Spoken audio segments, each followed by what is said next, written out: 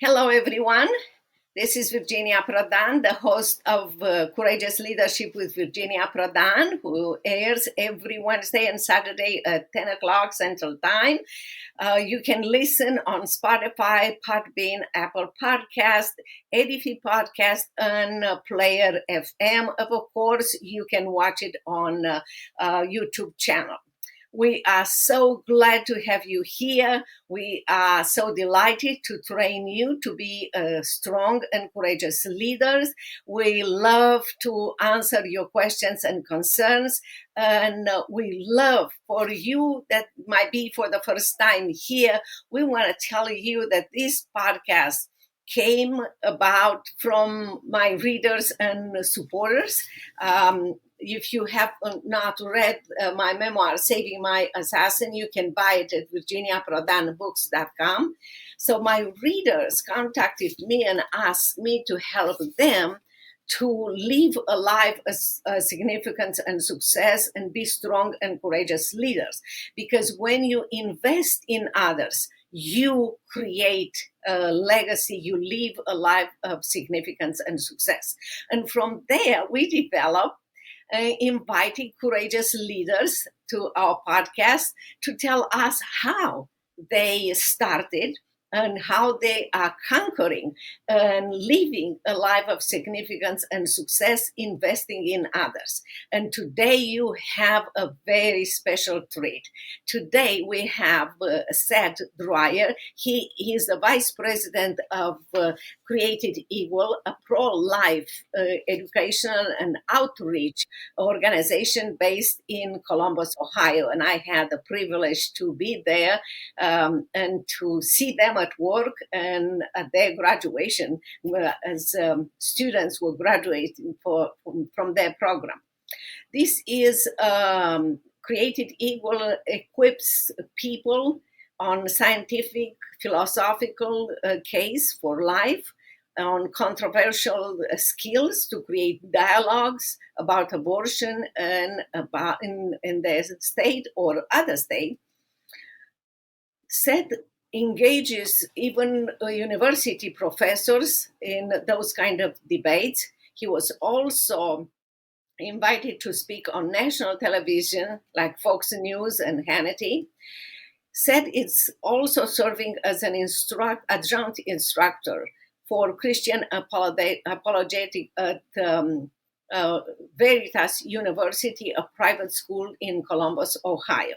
He holds a Master of Arts in Christian Apologetics from Biola University and a Bachelor of Arts in French teaching from Indiana University. He has been as a full-time ministry since 2010, and he resigned in Columbus, Ohio with his wife, Aubrie, and they have 4 children. And I had the privilege and an honor to know them, and they are wonderful, wonderful family. Seth, thank you for coming to our podcast. I know our audience and our viewers will have to learn a lot from your experience. So please tell us how you started, because many times people are too afraid, too discouraged, and they stop there. They don't even start because they believe somehow that when you start, you have to have the blueprint, which is not the case. So encourage our listeners and viewers on how you started. Well, first of all, just Virginia, thank you so much for having me here. It's a privilege to be on your show. As you said, you came to Columbus, Ohio. My kids and I, my wife, we just enjoyed being with you, and so it's a privilege to be here. So thank you. And your question is a very important one because as you introduced me, my main work is pro-life work. So we're trying to save babies from dying by abortion and help mothers and fathers. And that's a really big issue, right? And it's been in America, we've seen a pro-life work for decades since 1973 when abortion was legal throughout the country because of Roe versus Wade. And who would have known how long it would take and how we would get here? All, in my opinion, what we have to do as faithful Christians is ask, yes, what is the big battle? We want to end abortion, save babies, help mothers and fathers. But more importantly, I ask, what can I do today to help people today, to try to help babies today? I might be able to help mothers and fathers today who are considering abortion. How can I make a difference today for those babies, their parents, and for the gospel? The big picture is important, but I leave that up to God. He's the one determining how he's going to achieve his purposes. I'm just called to be faithful today in the mission he's given me right now. And that mission right now at Created Equal is helping anyone anywhere know how they can speak with confidence about abortion. Because we have a really winning case. We know abortion is wrong because it's wrong to kill innocent humans, and that's what abortion does. We all know that, and that's why we shouldn't abort babies. And we also know we must help mothers and fathers. So my job is to do what I can to help everyone have confidence to talk rightly about abortion.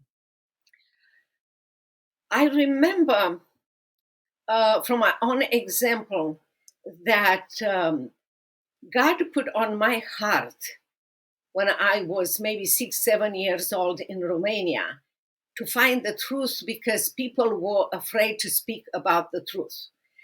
At that time, I was looking around and I found, lawyers in my family that had the answer to people's questions, but they were whispering the questions in the home, not courageous enough to speak the truth. You can read more in my book, Saving My Assassin. My point is, at that point in time, I thought, I need to find the truth and speak up for the truth. At that time, I didn't know Christ. Later on, I realized that desire to find the truth, that specific one in my life, was God working in my life to take me to law school, to find him later on and defend Christians. I believe in each one of our lives, God puts a desire that cannot be resolved on our own. But God is the one, like you said, that provides this. And you correct me if I'm wrong, but people should look at what they look around and what they say to something. Oh, this is not correct, needs to be corrected. That might be your mission. Don't wait for others. That might be something that God put on your heart, skills on your life, that you can do that mission. Do you see it that way? Absolutely. So what you're saying is so accurate and important.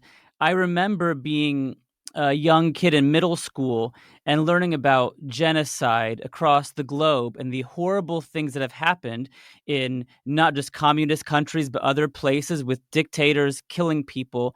And I thought, I wish I could do something, but those were always injustices in the past, people who died long ago. I couldn't help them. And then I learned about abortion. I learned that human beings in America every day are being killed, and it's not their fault. They're just too young to be born, and so we kill them.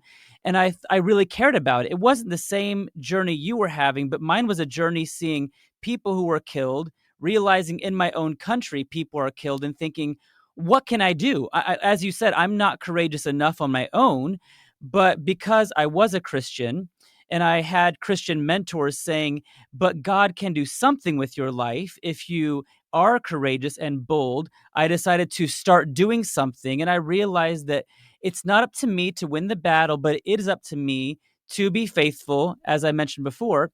And every day our team goes to the public square because free speech is still free in America. We can still speak openly. We stand on college campuses that are very liberal, very pro-abortion. We stand on campuses and talk to students who are walking by, and we try to talk to them about abortion to change their minds. And we do see every day that if you are bold and if you are loving, God can use you to change hearts and minds. And he put on my heart abortion because it's a great injustice, killing about 2,300 humans every day in America. He gave me a burden for those people. And so I think you're right. We should ask, what has God given me a burden for? And what can I do? What role can I play? I'm not the Messiah. I'm not Jesus, but I am a soldier of his kingdom. I am a disciple of his. How can I faithfully respond to what I see around me in a way that honors him and points people toward him? That is so true. And one other thing that you said that I want to emphasize, like we build our muscles by going and exercising every single morning or every single day. We exercise the muscles of faith, becoming more and more courageous by united our knowledge, our directions, our equipment that God is giving us every single day and putting them in practice, because that makes us courageous. That helps us to see that fears is diminished, that we can conquer our fear of others, and fear that we might lose a job, or people will make fun of us, and so forth. And also, as you build that courage in you, it's amazing how that has so much influence on people around you. As you see a courageous person, you want to be with that person. As they see you courageous, they want to be with you. And also, even the people that might be hostile to you, if you are, like you said, you share the truth in love, they might wonder why you are taking the time to reach them. And they will, at one point, they will see the love that there is in you, that you are not judging, but you are loving them and helping them. Because at one point or another, let's be honest, abortion kills the baby, but wounds for life both a husband and wife, or a man or a woman. And these people, there is a possibility for them to return to God or to accept God when they will be full of wounds. You are going right now and sharing with them the gospel because you want them not to have more wounds. And that is so important for the message. And think about what burden God put on your heart, and let God build everything for you. That's something that I hope everybody will take to heart and start to apply today. I agree. And if I could add, you're so right, Virginia. I have met so many men and women. When I started doing this work, I thought my job is to save babies, help their parents, save babies. I didn't realize how many men and women would come to me when they see me on a college campus, on a street corner, talking to people. They come to me and share with me those wounds you just mentioned. Some of them have never told anyone for 20, 30 years or more about their abortion. They've been hiding it inside. And they need to know that the good news is not merely that God overlooks our sin, but his son became our sin. And they can be truly forgiven in a real way because Christ died and rose again, defeating death. And I have seen so many people set free from their burdens of past abortions when they hear that good news. So that's what it's our privilege to share. And anyone who wants to go to createdequal.org, you'll see at createdequal.org, you'll see videos and examples of these conversations we have. You too can talk to people. You can help them be set free from their past wounds of abortion. Yes, your resource is absolutely amazing. And as we end the summer, and soon, in a few months, we'll have holidays and reunions with family and everything. It's good for people to take and learn from those resources. And maybe they know someone in their own family that they might be able to help, or share, not in a judgmental way, because that all they need is love and a ear to be heard and a heart to have compassion for them, because they already have enough pain. They might act like they have everything lined up, but it's not true. So I hope people will go to your website and take those resources and learn from those resources. Please share with us one of the obstacles that you have to conquer in your mission. I think one of the obstacles is something you've already kind of referenced, and that is fear. You know, when our team goes to a college campus, for example, last year, we were at University of Cincinnati, and we do what is called open microphones sometimes, where I have a microphone. We're out in the public square on the campus, open air, and students walking by, we offer them a microphone, and they ask me a question, I respond, and we have a dialogue back and forth. And this goes pretty well, but at University of Cincinnati, we had several hundred students come and surround us and form this kind of mob around us. And they weren't touching me, but they were doing a lot of things to try to be rude and offensive. They were pouring our water bottles out and saying things, and the police were there, but we were there, like 6 of us facing hundreds of them. And there are times you get a little scared and think, well, what can we do? We're weak compared to them. Now, of course, we are careful to make sure we are safe and secure. We take all sorts of measures to keep our team safe. But still, there are times where you start to get fearful and think, well, I'm so small, they're so big, right? It's David facing Goliath. But what's so remarkable about David and Goliath is not David, it's the God that David was serving, right? And so our obstacle is fear, but our answer is God. God is greater than anyone, any massive crowd we're going to face. God is smarter than the smartest person I might face in a debate. He's smarter than me. So if I am trusting him and following him, I know that he will provide. And that's clearly an example we got from your story, where you trust God that he is going to provide for you. So I would say fear is a great obstacle, but the solution is very, very simple. Not always easy to follow, but if you trust in God, he will care for you, even if what you're doing might be difficult, might look to the world like you're crazy. If you're following him in faith, he will take care of you. That is so true. And fear does not disappear. You're right. When you are surrounded and you are in those circumstances, many times I think about my time when I was, interrogated daily, beaten, tortured, and with guys, having guns and tall and powerful, and hearing the dictator giving them orders and everything. And the fear was there. But still, I heard the Lord saying, tell them that I love them. And I told them, I don't like what you're doing. I was full of blood and bruises. And I told them, I don't like what you're doing, but I know God loves you and I choose to love you.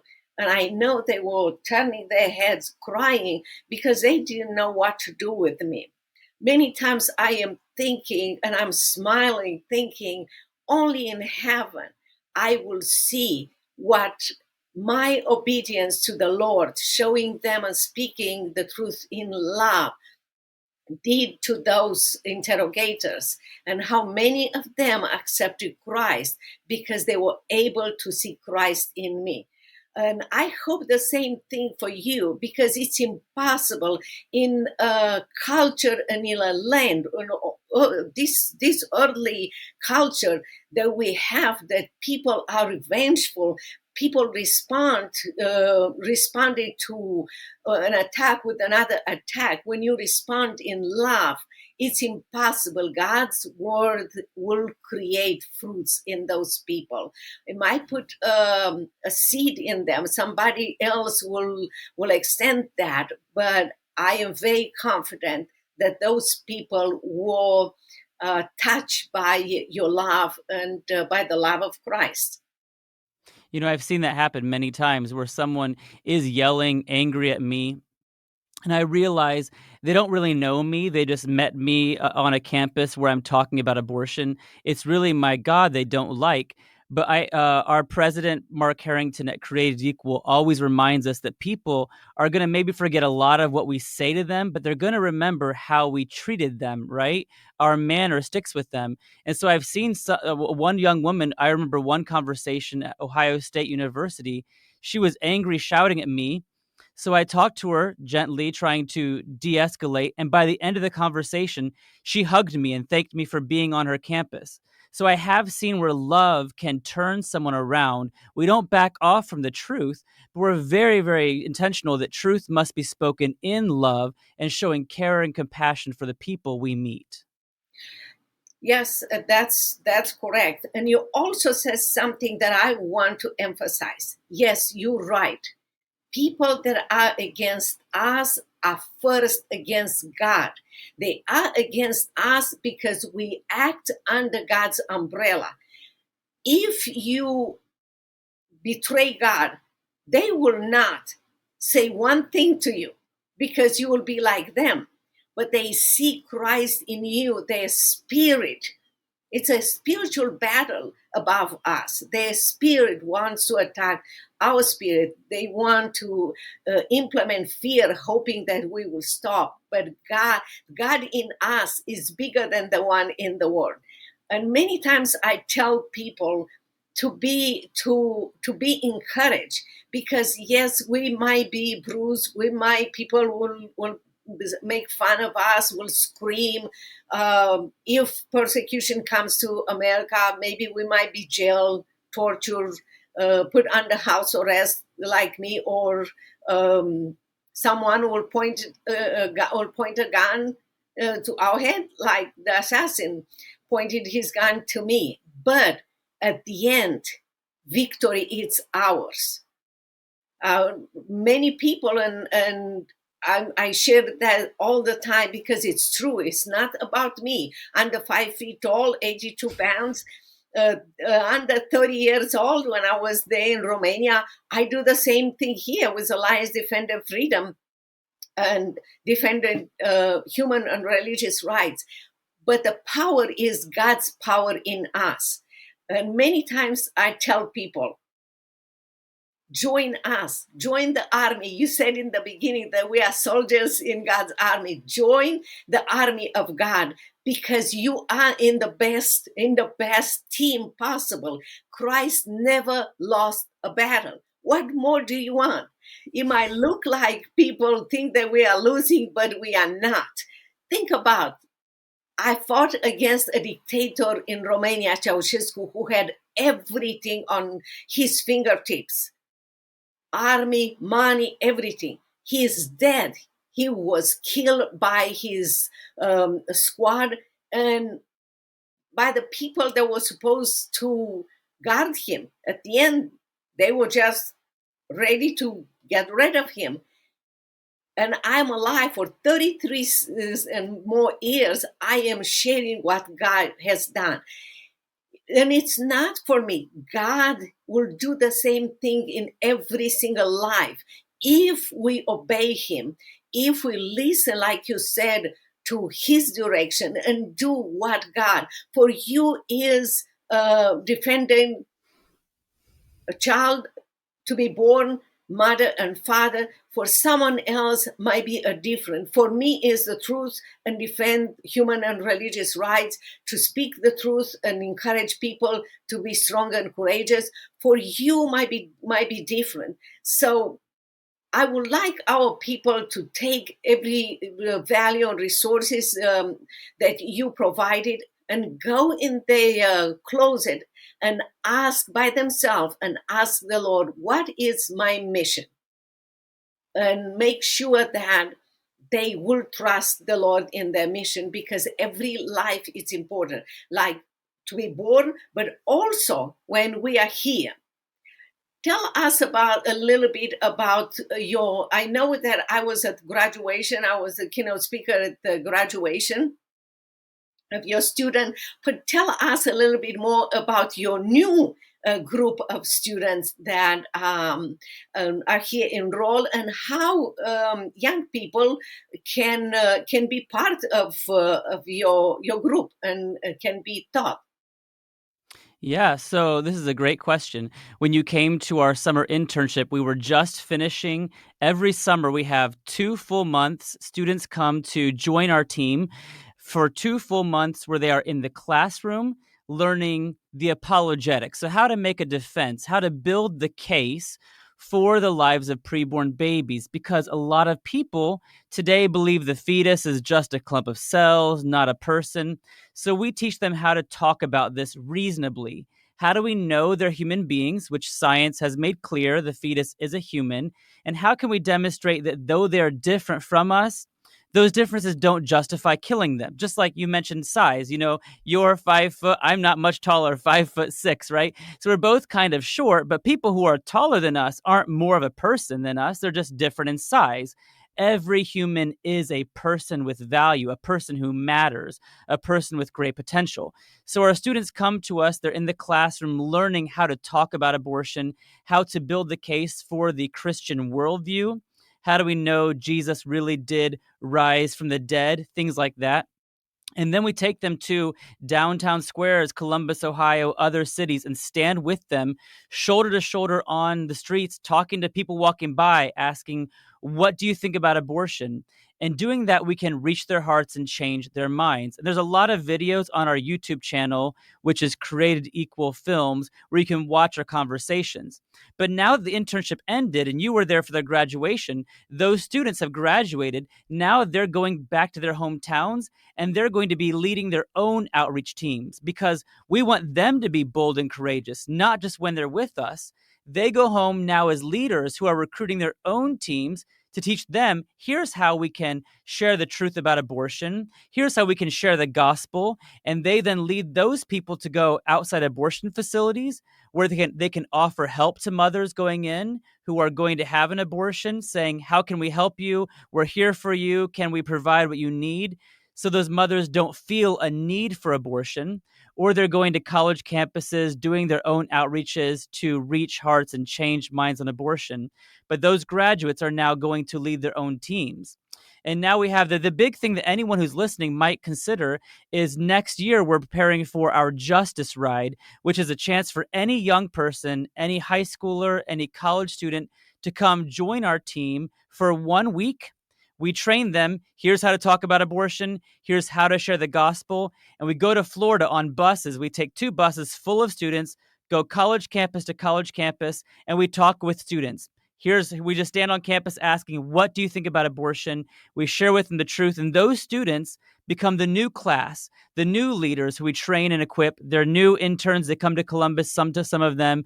We train them to be leaders, again, in their hometowns, because every one of us, we might not be Virginia Prodan. We might not be a David who could slay Goliath, but we can be someone used by God in our places where he put us, our hometowns, our schools, to be voices for truth, voices for freedom, voices for all who are in need. Thank you so very much for sharing with us. We appreciate you coming here, Seth. We appreciate all the values that you provided and the resources, and I hope you will come back to us. Absolutely. Thank you so very much, everyone, for being here at Courageous Leadership with Virginia Prodan, which airs every Wednesday and Saturday at 10 o'clock Central Time. You can listen on Spotify, Podbean, Apple Podcast, Edify Podcast Network, and Player FM. Of course, you can watch it on our YouTube channel. We love to receive your questions. If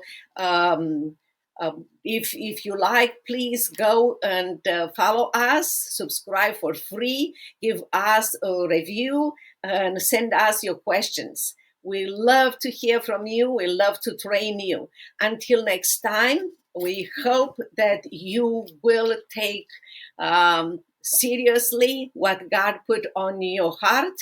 The questions that you might have, pray and ask the Lord what is your mission, and we assure you that he will provide for you every step to accomplish your mission. Until next time, God bless you. Bye-bye.